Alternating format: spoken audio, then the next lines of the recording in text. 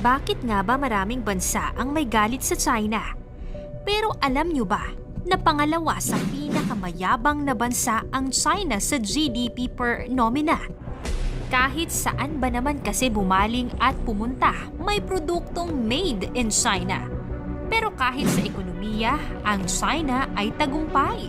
Marami pala silang bansang kaaway. Bakit nga ba maraming bansa sa kanila ay ayaw?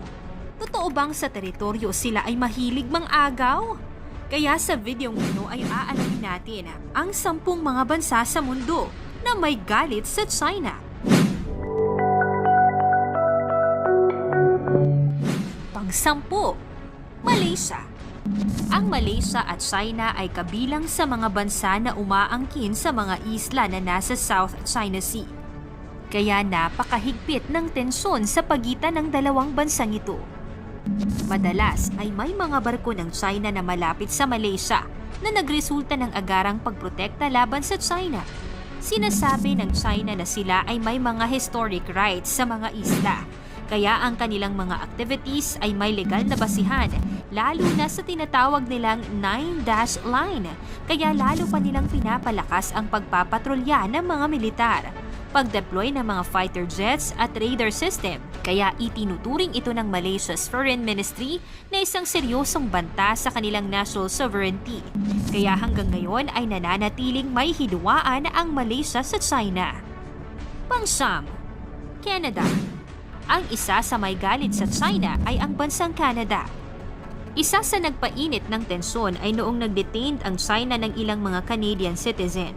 Kinundi na ito ng Canada. Ang aksyon daw na ito ng China ay isang arbitraryo at may politikal na hangarin at humihiling ng agarang pagpapalaya mo sa kanyang piling. Pagpapalaya sa kanilang mamamayan. Binatikos din ng Canada ang record ng China sa karapatang pantao at naapektuhan din ang ekonomiya dahil sa mga restrictions ng magkabilang panig. Pang-8, Australia. Alam natin na ang COVID-19 ay mula sa China. Isa sa nagsagawa ng investigasyon sa pagkalat ng virus ay ang Australia. Dahil sa aksyong ito, nagpataw ng restriction sa trading ang China sa ilang produktong galing Australia na nakaapekto sa kanilang ekonomiya. Ang alitan ay mas lumala pa dahil sa magkaibang pananaw sa usaping pang-teritoryo. Ang Australia kasama ang US at ilan pang kakamping mga bansa ay tutol sa kagustuhan ng China sa pagkuha ng teritoryo sa South China Sea. Inakusahan naman ng China ang Australia ng pakikialam sa kanilang internal na interes. Pang-7, South Korea. Bagamat may historikal na away ang China at Korea noong naganap ang Sino-Korean War, pero hindi ito ang nagpapainit ng tensyon ngayon, kundi ang pagkakasundo ng Amerika at South Korea sa pagbuo ng armas pangdigma at may kinalaman sa nuclear. Ito ay bilang tugon nila sa patuloy na pagdevelop ng nuclear weapons at ballistic missile ng North Korea. Ang pagkakasundo at hakbang na ito ay hindi ikinatuwa ng China dahil ito daw ay banta sa kanilang seguridad, kaya nag-impose ang China ng mga sanctions laban sa South Korea. Gayunpaman ay di natinag ang South Korea sa pananakot ng China at patuloy nilang pinaunlad ang kanilang pangdepensa at pagsasanay sa nuclear weapons dahil sa mapangahas na mga hakbang ng North Korea. Pang-6, Vietnam.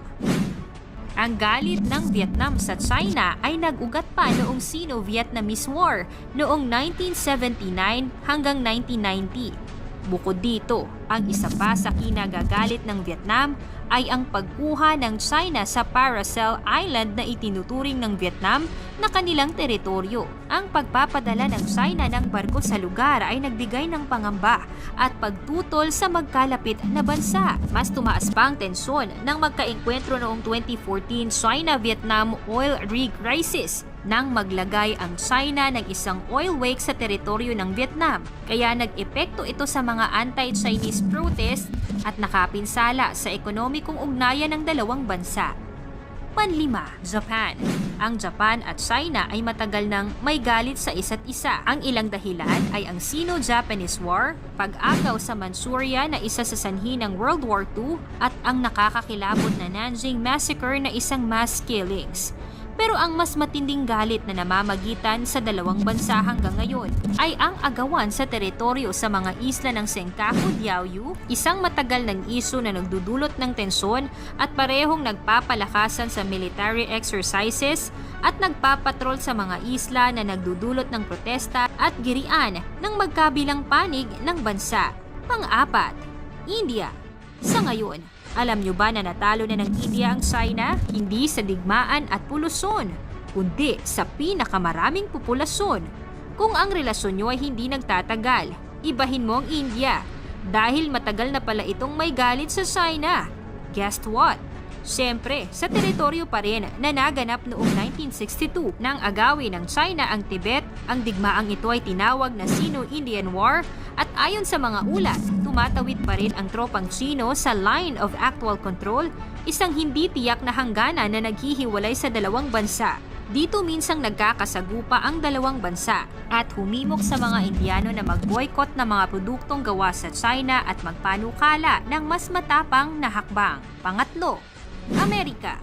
Noon pa man ay meron ng tunggalian ang dalawang malalaking bansang ito. Pati ang trade war sa pagitan ng China at Amerika na nagsimula pa noong 2018 ay nakapagdulot ng tarifa sa mga bilyon-bilyong halaga ng mga kalakal. Inaakusahan din ng US ang China sa pagnanakaw ng intellectual property, isyu tungkol sa COVID-19 at paglabag sa karapatang pantao.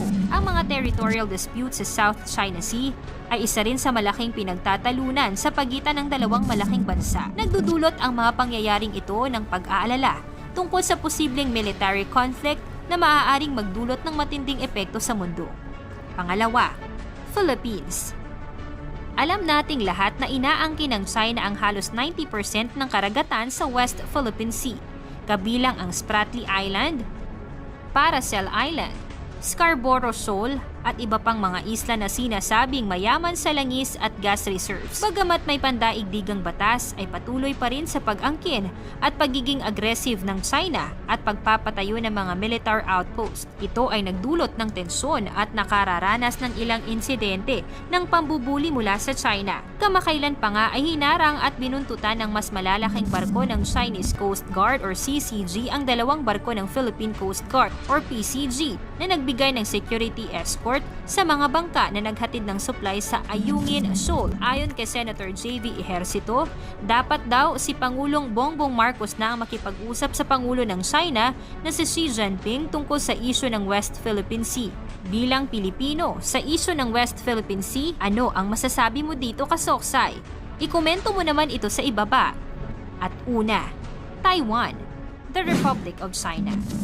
Kamakailan lamang ay napakainit ng tensyon sa pagitan ng China at Taiwan.